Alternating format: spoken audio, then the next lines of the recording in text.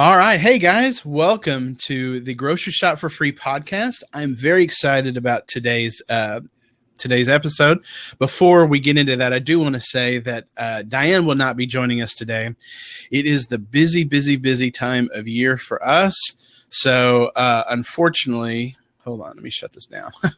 So, unfortunately, that means that she's just putting out a bunch of deals and making a lot of people save a lot of money on her blog. So she doesn't have the time to join us today, but that's okay. We are being joined today. We are being joined today, by Robert Siciliano. He's a number one best-selling author. He's the CEO of IDTheftSecurity.com, and I'm going to have a link to that on the blog once we get done here. He's a United States Coast Guard Auxiliary Flotilla Staff Officer of the U.S. Department of Homeland.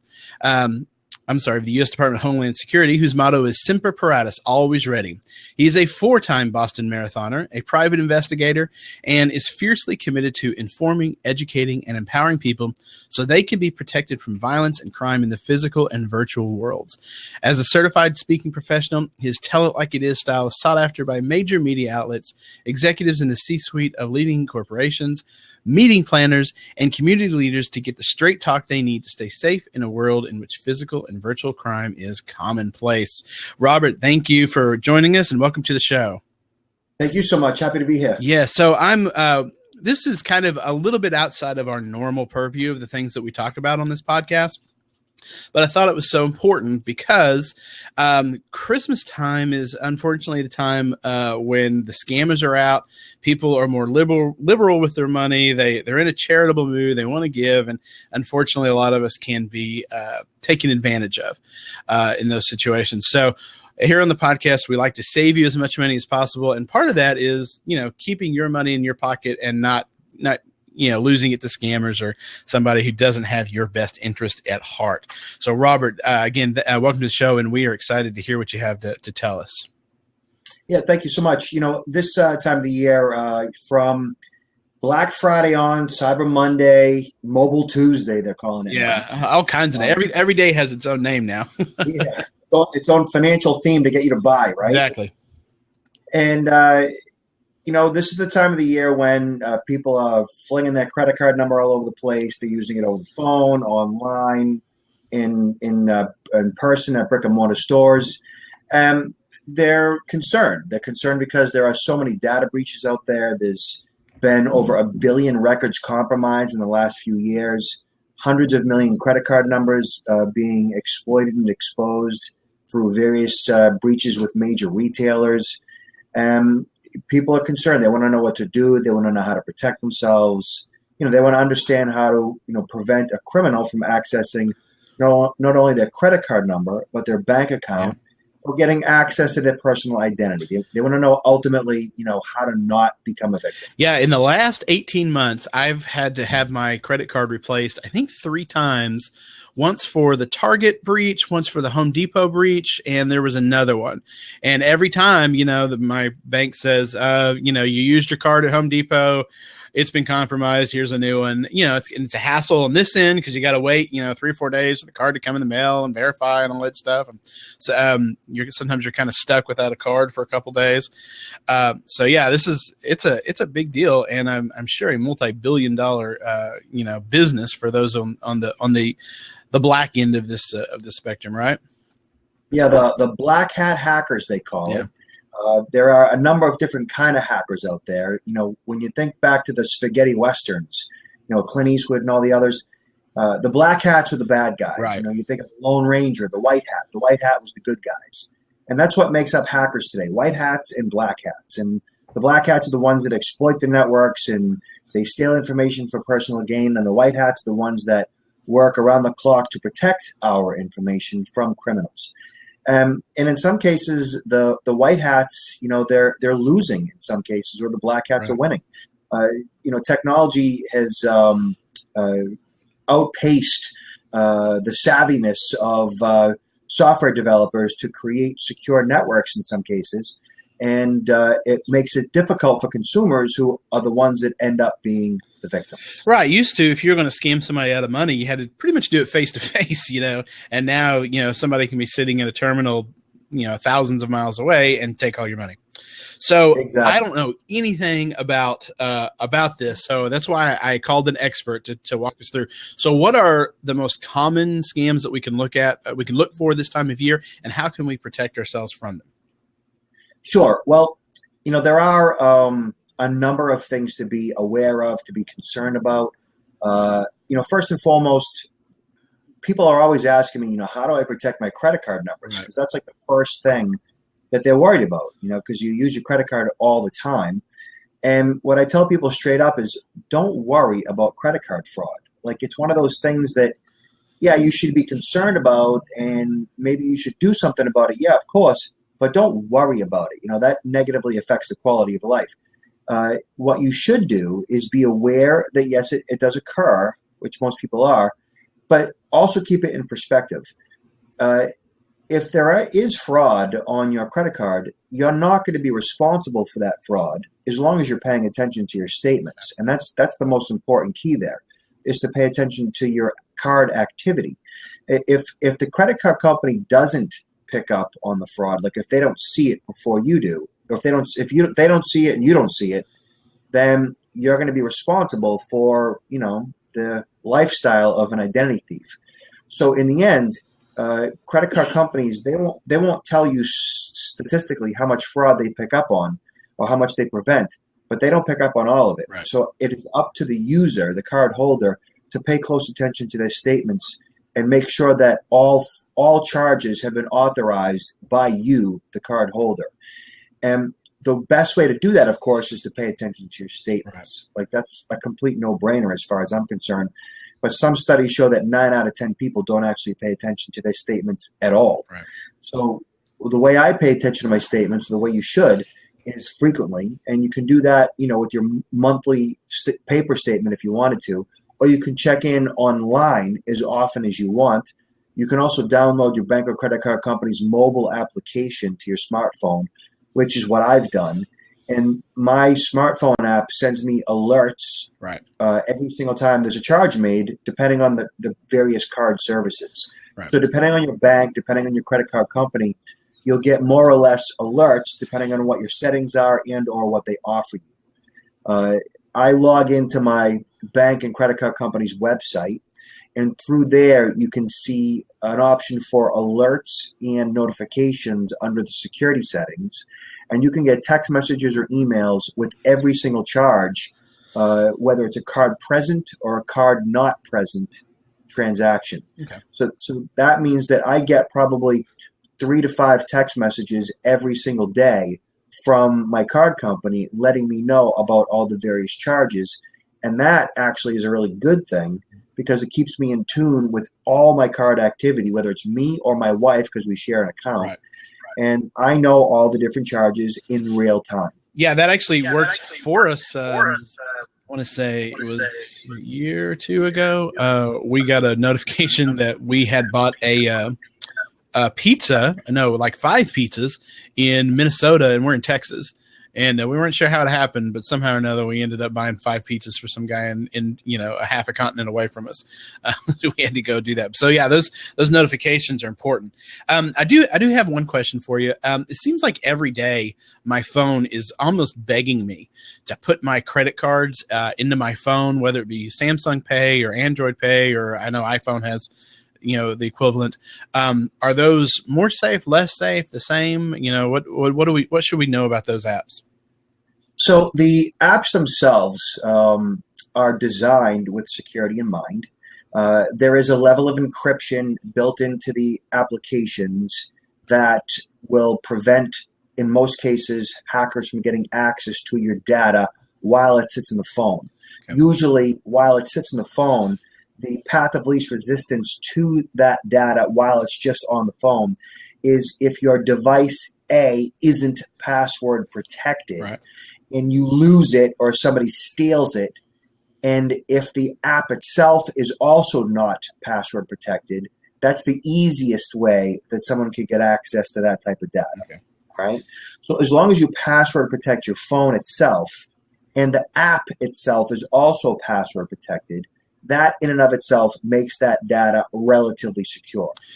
And then there's the transaction itself, right? Then there's the actual using the phone, the app itself, to pay someone. You might walk up to a point of sale terminal in a brick and mortar retailer and have to use that phone, like swipe it wirelessly.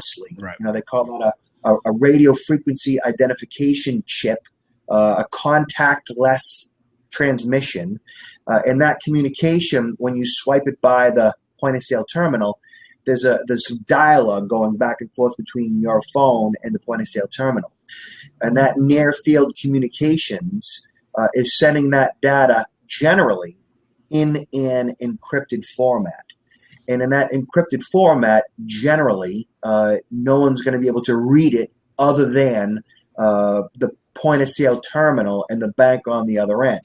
Okay. All that being said, though, there have been studies, researchers that have pointed out certain flaws and vulnerabilities with that type of transaction, and they have been able to put readers, card readers or skimmers, wireless skimmers, close to that transaction and actually pick up that information, the card number, as it's being transacted. But generally, they need to get within inches of your phone and or the point of sale terminal in order to read that transaction. But here's the thing. I'm not worried about that either. So I would say that you use your phone for that type of a transaction if you wanted to, if it's more convenient and easier for you. Don't worry about your data being slurped up in that type of transaction. But do, of course, password protect your devices, password protect the mobile applications, and again, pay close attention to your statements. So it sounds like there's a low probability of that kind. So what are the schemes that we probably should be more aware of and be looking out for? Well, this time of year, phishing is a big one, right? So we're getting a lot of emails that look like they're coming from banks, yes, credit card companies, retailers, shipping companies. We're getting all kinds of email from friends and family who may or may not themselves have been infected. Right. One of them is a fake invoice by delivery services. Okay. Right. So think of UPS, FedEx, right? U.S. Postal. You might get an email that says, you've got a delivery coming from this particular, person or shipping company or vendor or retailer, and they may ask you to click links in the body of that email. They may ask you to download something. That attachment may be an invoice from that shipping company or from that scammer posing as that shipping company. Now, a lot of these emails that we get that look like they're coming from UPS and FedEx or Amazon for that matter could be absolutely legit, right? Yeah. So you kind of have to be careful in regards to what you click on and what you download. First and foremost, realize that you're probably not going to be getting an invoice from a shipping company. Right. For what reason would you get an invoice, right? So if you get an email like that, obviously it's probably a scam. Don't open up the attachment. If you even considered opening up the attachment, the first thing you would need to do is to scan that attachment with your antivirus. But even then, I wouldn't suggest you do that. When you think about it, if you are going to be getting an invoice from a shipping company, chances are you have an account with them. So you'd log into your FedEx account, you'd log into your UPS account, you'd log into any U.S. Postal account that I guess you may have, I don't know, and see if in fact there's an invoice in there waiting for you, which is where it would emanate from. So I wouldn't open up any attachments from a shipping company. And then if there's links that ask you to, track a package, that's fine. What I would do is, instead of clicking the link in the body of the email that takes you to the shipping company or takes you to the tracking number, I'd copy the link or copy I'd copy the tracking number. Okay. I'd go directly to FedEx. I'd go directly to UPS and then plug in the tracking number there, opposed to clicking the link in the body of the email. That's where people get into a lot of trouble. We had an email. It was a phishing email. It looked just like I think it was from Apple. I forget who it was from, but it looked just like an email that you would normally get.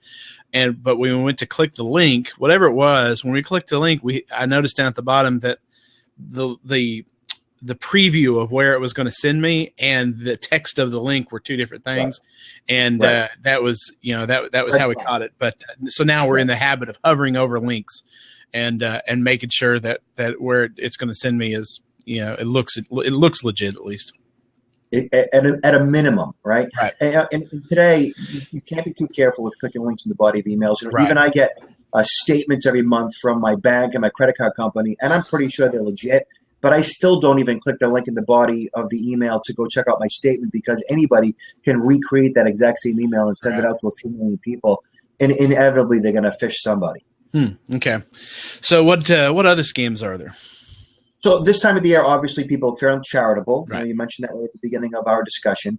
And, they want to donate, and that's great. I actually run marathons, the Boston Marathon, for Boston Children's Hospital, right? So every year, I'm asking people to donate money, and I'm sending out emails, with links to my charity site and so forth. And people are leery. They're cautious about it. They should be. They call me and they say, hey, did you just send me an email with a link in it? I'm like, yeah, that was me. And so you want to really be careful in that regard, especially when you get emails from charities that you've never donated to, or even charities that you've actually donated to. Again, to click the link in the body of that email, you should be suspect.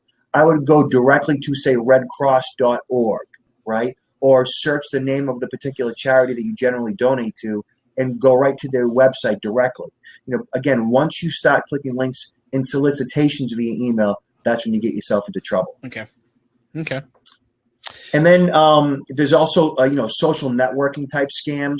This time of the year, you might see all kinds of status updates from companies that have too good to be true offers. You might get a link, say from IKEA, right? And they may say, right now you can get $100 gift cards for $50, right? Just click this link and visit this website. Obviously, that sounds like a too good to be true offer, but you'd be surprised how many people click that link for $100 gift card for $50. Right. And once you click that link to go see that, ad or to get that gift card, you may, just by clicking that link, download malware onto your device, whether it's your mobile phone, tablet, laptop, desktop, Mac, or PC, doesn't matter. So with these social networking type scams, you have to be very leery of clicking links, even in a Facebook or Twitter profile. Right. Yeah, we have a Facebook room, and probably 3 times a day somebody puts a spam link in there, or $100 Kohl's card for for $50, whatever, or the worst ones are like the porn link. Somebody puts a porn link in there, like nobody here wants that. Get that out of here. So yeah, I've seen it, and there are clearly people that's all that they do all day long is post links to all different Facebook rooms and Twitter, wherever, and it's a nasty world out there. Yeah, and then there's the fake holiday e-cards, right? So I hadn't heard this. So when you think about the fake holiday e-cards, that's a real convoluted scam, and let me explain why. So my sister-in-law, she lives over in Australia. She met an Aussie here in the U.S. and moved overseas. So she misses her sister, my wife, and she misses my kids, her nieces, and so every year she sends out all kinds of fun holiday e-cards, and I gotta remind her you're sending these to the wrong house, right? Because the problem with these e-cards, and they're all fun, right? You might have e-cards that they have dancing elves with pictures of people's heads, and just all kinds of funny things, Right. And it's all the technology built into these e-cards that causes a lot of the problems.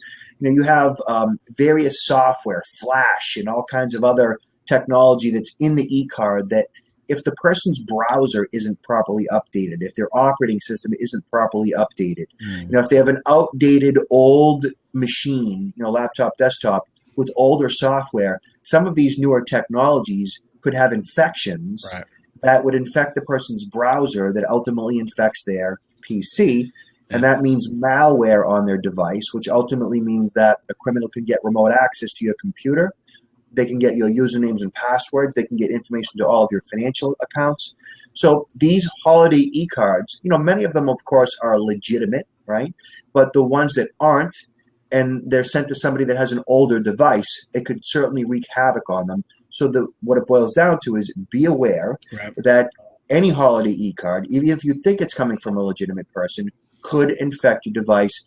The key to this is, to be safe, is to make sure, number one, that you update your devices, update your antivirus, anti-spyware, anti-phishing. Make sure you have an operational firewall, have the latest version of your browser. That's very important. You have to have the latest version of Internet Explorer, Firefox, and Chrome. And, make sure that your operating system is up to date as usual. You should be at least on Windows 7 or Windows 8 or Windows 10, right? If you're in Windows XP, then you're going to have a lot of problems. Right. Like big time. Microsoft no longer even supports Windows XP, so you have to be in the latest version of your operating system. And then it's always, not a bad idea to call the person who sent you the e-card to say, hey, how's everything? I got your e-card. You did send me an e-card, right? Oh, yeah, that was me. Yeah, I just wanted to make sure before I clicked on the link and so forth. Yeah, we finally just gave up. Just gave up on Flash. We've got it set so nothing Flash gets through and nothing Flash shows up. It's just it's kind of frustrating sometimes, but it's man, if your computer is going to get hacked, if something's going to come through and something bad, it's going to be through Flash, and it crashes 99% of the time anyway. It's probably the worst program. I don't even know why it still exists. It needs to go away. Yeah, it really does. In a hurry, it needs to go away. Yeah. That's fascinating. Well, you've really given us a lot of information. Is there anything else we need to be aware of? Well, there's a few more scams to be concerned about. There's all kinds of fake, fraudulent websites out there that are counterfeiting products and services. Products like watches and other expensive jewelry items, expensive sunglasses. That they're selling this stuff. Via Google search, via AdWords. Right? They have pseudo-legitimate websites that you might find in search that you can buy, a bull of a watch for really cheap money. And you have to be aware of that stuff because these counterfeit items, again, they're not real, obviously. They're often supporting, criminal organizations. So you don't want to be buying something that you think you're getting a good deal on and then in turn supporting a criminal organization that might be funding terrorism. That's a real thing. Oh, yeah. Wow. And the government agencies here in the U.S. and overseas are constantly taking these websites down, infiltrating these organizations and shutting them down. But still, they pop up like mushrooms. Right. So always, stick to retailers that you're familiar with, that are above board. Amazon generally, they do a decent job of vetting their retailers. Chances are, if you're buying stuff on eBay, you're not going to get defrauded generally, but you're dealing with a lot of foreign companies, so you always have to be aware of what you're buying.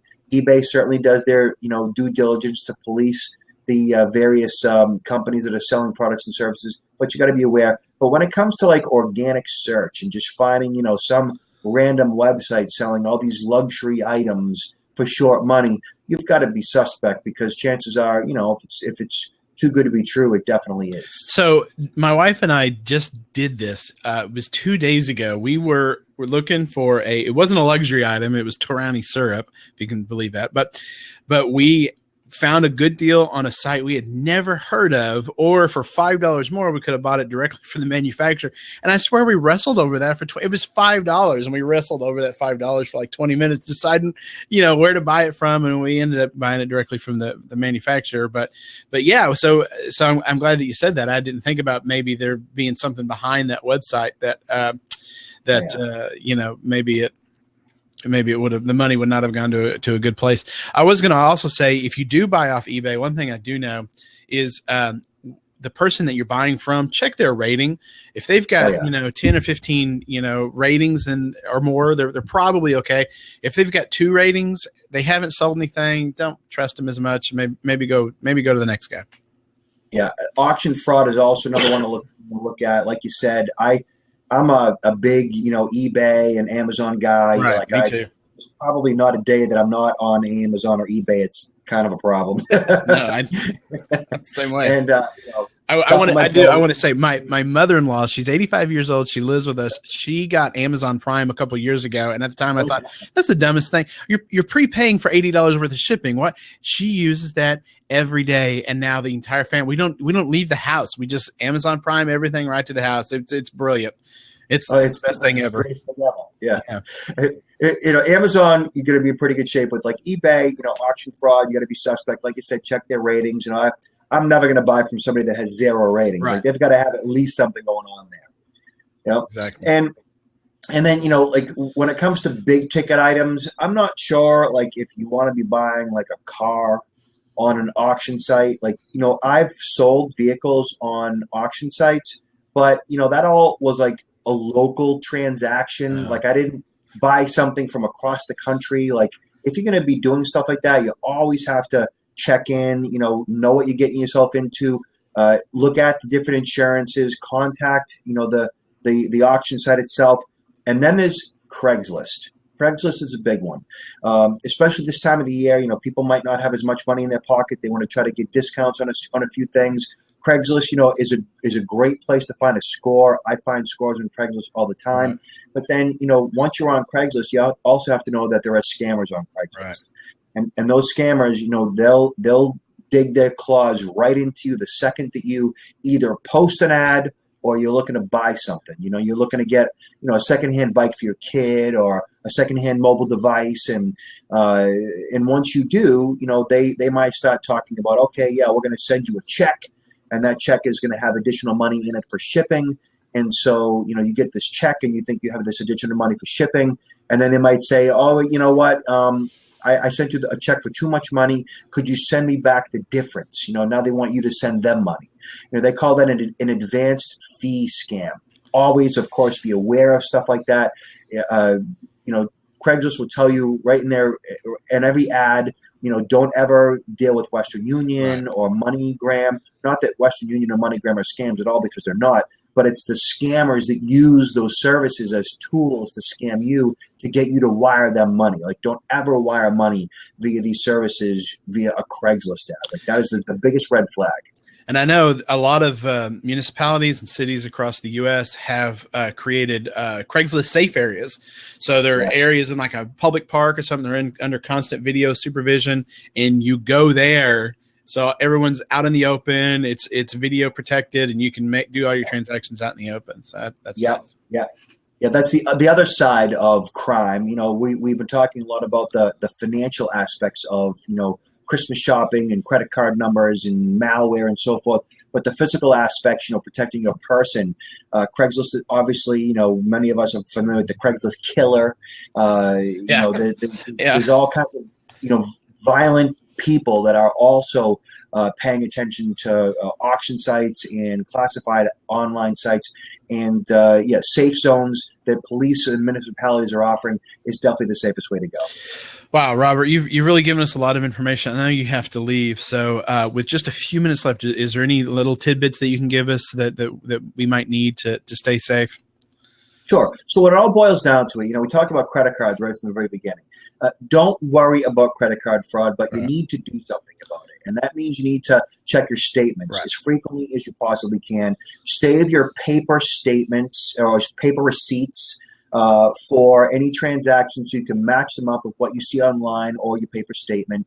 Download your bank or credit card company's mobile application so you can get alerts every single time a charge is made. Keep in mind that a lot of charges that we make, when we look at the statement doesn't match up with the store that we went to, because a lot of times the merchant's name on the receipt isn't the same as like the brick and mortar sign on the door. Right. So that helps you to get those alerts so in real time, oh yeah, I shopped at this particular location on this particular day and time. It doesn't match up with the merchant's name, but yeah, I was there. Okay. So that's one thing you want to do. And then, if you're shopping online, make sure that your browser and your device, operating system, everything is up to date with the latest version of your operating system and software and so forth. Only shop on websites that have HTTPS in the address bar. The S means it's a secure website. Shop at legitimate retailers, ones that that you like and you trust. And overall, just be aware. Keep your keep your chin up. Be aware of your personal security at all times in the malls, in the shopping centers. Don't be careful. With a lot of bags and out in the parking lots. There are plenty of scammers out there that are mugging people. They're breaking into cars. Put all your stuff in your trunk. If you have a minivan, you might want to make a couple of different trips so you don't have all this stuff exposed in the back of your minivan.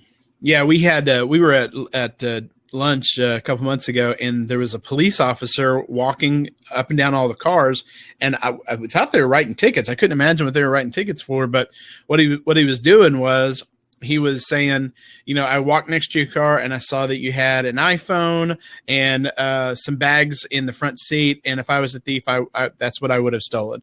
And it was interesting. It was just a little notice to say, hey, look, you put yourself at risk because you've got valuables, visible in your car. Maybe hide that stuff. I love that. Yeah, that's really cool. It's finest. I love that. That's great. Some proactive police work. I'm all for that. Well, Robert, our time is up. Man, I cannot thank you enough for joining us. This is something that was very important to my readers and to me personally, and I didn't know enough about it to talk about it intelligently, so I really needed to find an expert, and I clearly found one. So, Robert, thank you so much. Thank you so much. Have a great day. Have a happy and safe holiday season. Yeah, you do the same. Thank you, Robert. Bye-bye. Bye. All right. So that was incredibly interesting, was it not? Man, so Robert, if you listen to this later, again, thank you so much for being with us. That was fantastic. So now let's talk about this week's best deals. So this is the week of December. Today's December 3rd. So all the new ads came out yesterday, December 2nd. And we got some really, really, really good deals. The most important one, I'm not going to go through every deal because Kroger had a a mega sale start yesterday. So this week, Kroger's got some fantastic deals, and you need to go check it out. Just check out the ad. If you've got a Kroger in your area, there's tons of things to price match, or you can go to Walmart or you can go to the store directly. So there's one deal that I haven't confirmed because I didn't actually go to Kroger. It's not in the ad, so you can't price match at Walmart, but other bloggers are posting it, so you might be interested in it. Kroger apparently has Whisk, the 50-ounce bottles of Whisk on sale for $2.99. And on the Whisk Facebook page, there's a $2 printable coupon, which makes them 99 cents. So like I said, you can go to groceryshopforfree.com to check that out. Actually, don't go to groceryshopforfree.com. Go to groceryshopforfree.com/podcast, and all the notes for everything I'm about to tell you is going to be in there, and we'll link to that deal. So you can get the coupon and everything. So now let's look at the other stuff. In the Kroger ad, M&Ms, the big bags of M&Ms, the 9.9 to 14 ounce, which is, they're normally about between $3 and $3.50 at Walmart. You're going to use them probably to bake this season. So they're normally between $3 and $3.50 at Walmart. Kroger has them on sale this week for $2. So just the price match alone is a huge savings, but there is a $1 off 2 printable coupon. There is a 50-cent off Ibotta rebate and a 75-cent off MobiSave rebate, which I know all that's kind of complicated. And again, go to the show notes and we'll have links to everything that you need. But basically, after all the discounts, you can get 2 bags of M&Ms for 87 cents each.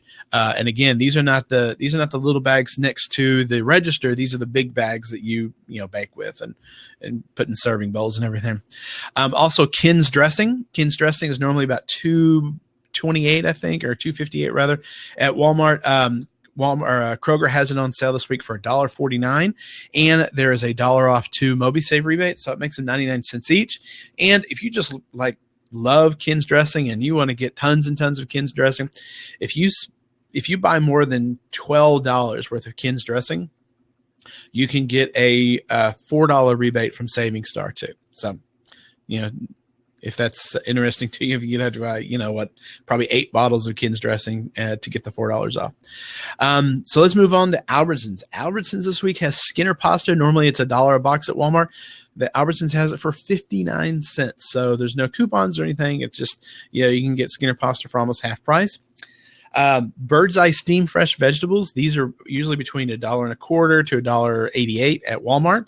Albertsons has them on sale this week for 79 cents. Plus, there's a $1 printable coupon.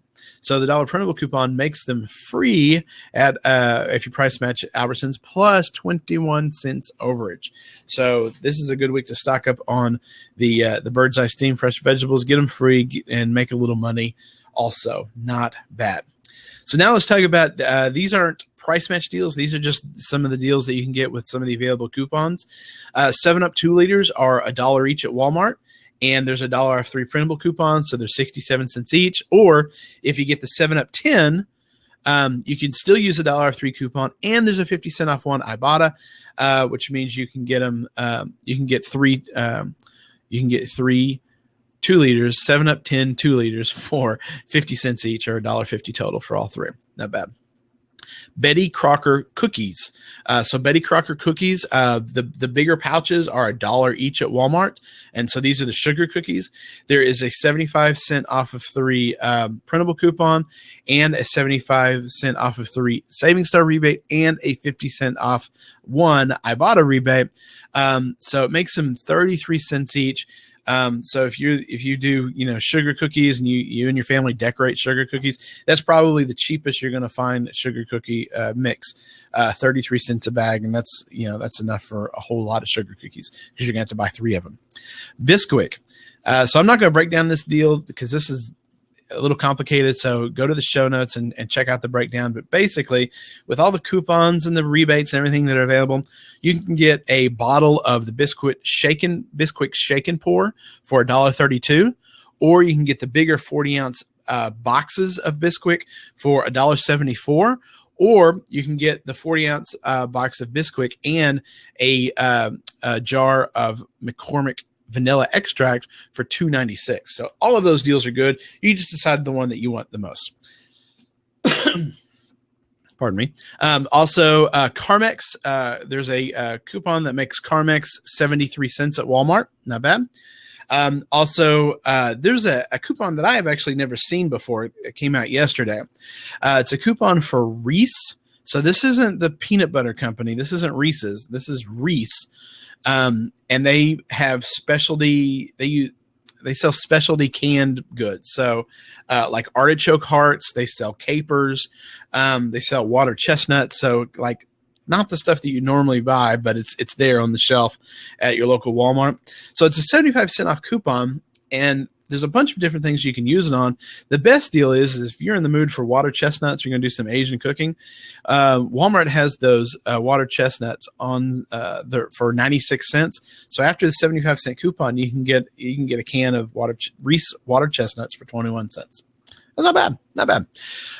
So like I said, that's not all the deals that are available right now, but man, there are a ton. There are a ton of deals. So what you're going to want to do is go to the show notes, and you'll find links to all of these deals, and you're going to find some notes that we took for Robert's presentation on Christmas scams and how to avoid them. So all of that will be there. You can go to groceryshopforfree.com/podcast, and it'll be the first one on that list. We would love for you to subscribe to us on iTunes or Stitcher. That's at groceryshopforfree.com/iTunes or /Stitcher. We'd love for you to leave a review for us and give us a 5-star review. We'd love to hear what you think. And if you want to coupon and you don't really know how to coupon, and you would like for someone to kind of walk you through the process, there is an ebook that we offer. It's not at groceryshopforfree.com. It's at my site, which is groceryshopforfree@themart.com/ebook. I know that's a bit of a mouthful, but groceryshopforfree@themart.com/ebook. And there is an ebook there that you can get. And it's everything you need to know about couponing broken down into 21 different lessons, and you just do one short lesson every day for 3 weeks. And by the end of it, you know everything there is to know about couponing. So thank you for listening. Thanks again to my guest, Robert Siciliano. That was such an interesting talk that he gave. And again, thanks to my lovely wife, Diane. Again, she couldn't be with us today, but we love it when she's here, and these things go so much smoother when she's here. So maybe she will join us next week. Thanks for watching. This has been the Grocery Shop for Free podcast. Bye-bye.